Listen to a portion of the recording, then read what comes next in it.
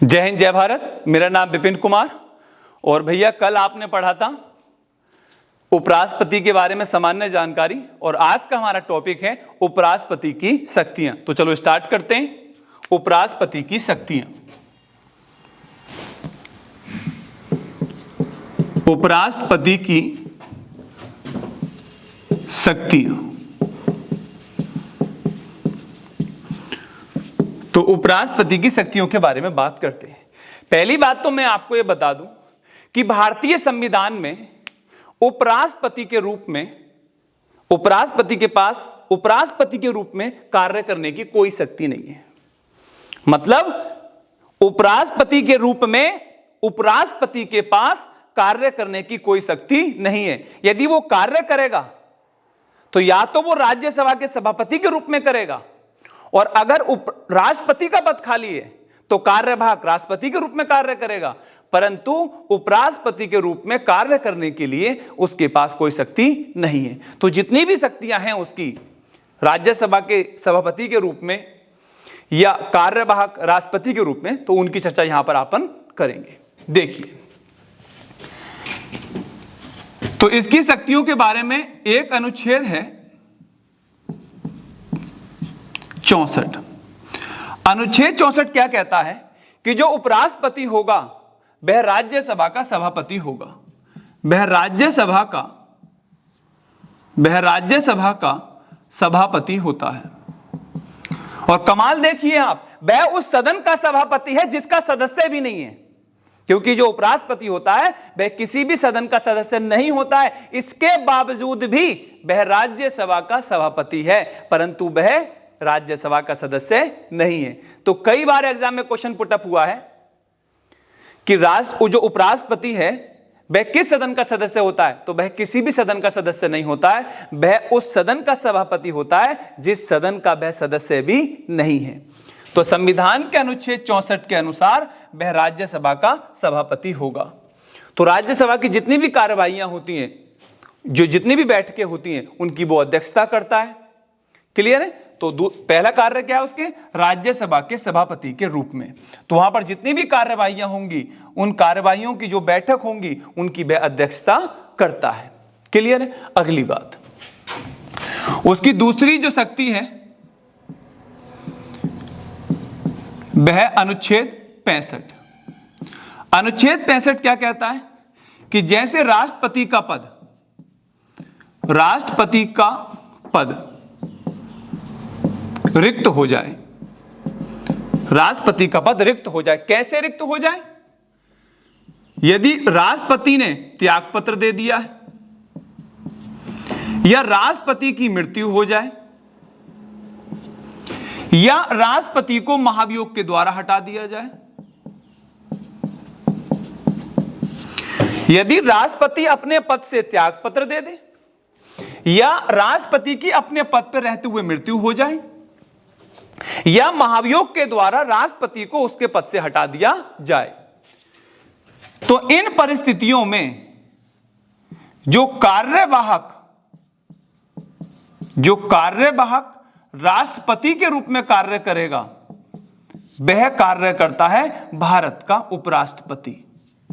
वह कार्य कौन करता है? भारत का उपराष्ट्रपति। यदि राष्ट्रपति का पद त्यागपत्र, मृत्यु, महाभियोग के कारण खाली हो जाए, तो उसके पद पर कार्यवाहक राष्ट्रपति के रूप में कार्य कौन करेगा? उपराष्ट्रपति करेगा।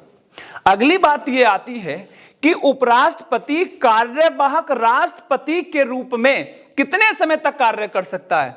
तो भैया अधिकतम 6 माह। अधिकतम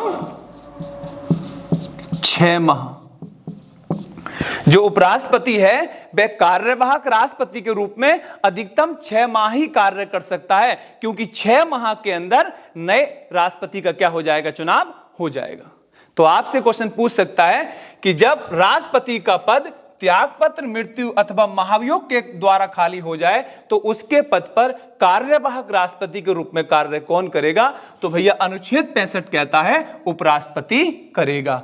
अब बात यह आती है कि उपराष्ट्रपति कितने समय तक कार्यवाहक राष्ट्रपति के रूप में कार्य कर सकता है? तो भैया अधिकतम कर सकता है वह 6 माह तक। अगली बात यह आती है कि जब उपराष्ट्रपति, यहां से समझना अच्छे से, अब आती है कि जब उपराष्ट्रपति कार्यवाहक राष्ट्रपति के रूप में कार्य करेगा, जब उपराष्ट्रपति कार्यवाहक उपराष्ट्रपति के रूप में कार्य करेगा तो उसको वेतन कौन सा मिलेगा? जब उपराष्ट्रपति कार्यवाहक राष्ट्रपति के रूप में कार्य करेगा तो उसको वेतन राष्ट्रपति वाला मिलेगा या सभापति वाला मिलेगा? तो मैं आपको यहां पर यह बात स्पष्ट कर दूं कि जब उपराष्ट्रपति कार्यवाहक राष्ट्रपति के रूप में कार्य करता है तो उसको वेतन राष्ट्रपति के रूप में मिलता है, राष्ट्रपति के रूप में मिलता है। क्लियर है? अब उसे राज्यसभा के सभापति के रूप में वेतन नहीं मिलेगा, अब जो उसे वेतन मिलेगा वह राष्ट्रपति के रूप में मिलेगा। तो यहां पर मैंने यह बात आपको स्पष्ट कर दी कि जब उपराष्ट्रपति कार्यवाहक राष्ट्रपति के रूप में कार्य करेगा तो उसको वेतन राष्ट्रपति के रूप में मिलेगा, उस समय उसको वेतन राज्यसभा के सभापति के रूप में नहीं मिलेगा। क्लियर है? अगली बात, अगली क्या शक्ति है इसकी? अगली शक्ति यह है कि जब राष्ट्रपति त्यागपत्र देता है तो वह त्यागपत्र देता है किसको? उपराष्ट्रपति को। राष्ट्रपति जो त्यागपत्र देगा वो किसको देगा? उपराष्ट्रपति को देगा। तो यहां उपराष्ट्रपति का यह कर्तव्य है कि वह इसकी तत्काल सूचना किसको देगा? लोकसभा अध्यक्ष को देगा, लोकसभा अध्यक्ष को सूचना देगा। क्लियर है? कि जब राष्ट्रपति उपराष्ट्रपति को अपना त्यागपत्र देता है तो उपराष्ट्रपति का यह कर्तव्य है कि वह इसकी तत्काल सूचना किसको दे देगा भैया? लोकसभा अध्यक्ष को दे देगा। अगला प्रश्न, इसकी अगली शक्ति के बारे में बताता हूं। दल बदल कानून, दल बदल कानून। दल बदल कानून के बारे में हमारी जो अनुसूची है 10वीं उसमें दे रखा है, 10वीं अनुसूची जो है उसमें बता रखा है, जिसे 52वें संविधान संशोधन 1985 के द्वारा जोड़ा गया है। अगर दल बदल कानून के आधार पर राज्यसभा के किसी सदस्य को अयोग्य ठहराया जाता है, यदि दल बदल कानून के आधार पर राज्यसभा के किसी सदस्य को अयोग्य ठहराया जाता है तो यह अयोग्य ठहराए जाने का फैसला कौन सुनाएगा? राष्ट्रपति सुनाएगा, सभापति के रूप में। क्लियर है? तो यदि दल बदल कानून के आधार पर राज्यसभा के किसी सदस्य की सदस्यता समाप्त करनी है तो वह सदस्यता समाप्त कौन करेगा? राज्यसभा का सभापति, और सभापति कौन होगा? उपराष्ट्रपति। क्लियर है? तो जो उपराष्ट्रपति है वह राज्यसभा के सभापति के रूप में उसकी सदस्यता क्या कर देगा? समाप्त कर देगा। तो आपसे यहां से जब क्वेश्चन पूछा जाए कि दल बदल कानून के आधार पर राज्यसभा के किसी सदस्य की सदस्यता कौन समाप्त करता है, तो कौन समाप्त करता है? राज्यसभा का सभापति। क्लियर है? और राज्यसभा का सभापति कौन होता है? भारत का उपराष्ट्रपति। क्लियर है? एक इसकी और शक्ति, उसके बारे में समझेंगे अपन अभी। तो यहां से अच्छे से देख लिया एक बार आपने कि अनुच्छेद 64 के अनुसार राज्यसभा का सभापति कौन होता है? उपराष्ट्रपति। अनुच्छेद 65 के अनुसार कार्यवाहक राष्ट्रपति के रूप में कार्य कौन करेगा? उपराष्ट्रपति। और अधिकतम कितने माह? 6 माह। और जब वह कार्यवाहक राष्ट्रपति के रूप में कार्य करेगा तो उसको वेतन किस रूप में मिलेगा? राष्ट्रपति के रूप में। और जब राष्ट्रपति उपराष्ट्रपति को अपना त्यागपत्र देता है तो वह इसकी सूचना किसको देता है? लोकसभा अध्यक्ष को। और दल बदल कानून के आधार पर यदि राज्यसभा के किसी सदस्य की सदस्यता समाप्त करनी है तो यह सदस्यता समाप्त कौन करेगा भैया? राज्यसभा का सभापति। और राज्यसभा का सभापति कौन होता है? भारत का उपराष्ट्रपति। और यहां से बात ध्यान रख लेना कि उपराष्ट्रपति उस सदन का सभापति है जिसका वह सदस्य भी नहीं है। इसकी एक शक्ति और समझनी है भी आपको। और फिर उसके बाद जो है जितनी भी आपकी उपराष्ट्रपति की शक्तियां हैं वह सभी यहां पर अच्छे से स्पष्ट हो जाएंगी। अगली शक्ति कौन सी है इसके बारे में अब चर्चा करेंगे। देखो मैं समझा देता हूं आपको। अब मानो कि राज्यसभा है, ठीक है भैया। अब मानो कि राज्यसभा में कोई प्रस्ताव आया, या राज्यसभा में कोई प्रस्ताव पेश किया गया, या राज्यसभा में कोई प्रस्ताव आया, सही है। अब मान के देखो कि इस प्रस्ताव के पक्ष में भी वोट पड़ेंगे और इसके विपक्ष के रूप में भी वोट पड़ेंगे, ठीक है। अब मान के देखो, अब ऐसे मान लेते हैं कि भैया यहां पर जो है 200 वोट पड़े, 100 वोट पड़ गए पक्ष में और 100 वोट पड़ गए भैया जो है विपक्ष में। तो ना तो प्रस्ताव पारित हो पाएगा ना प्रस्ताव गिर पाएगा।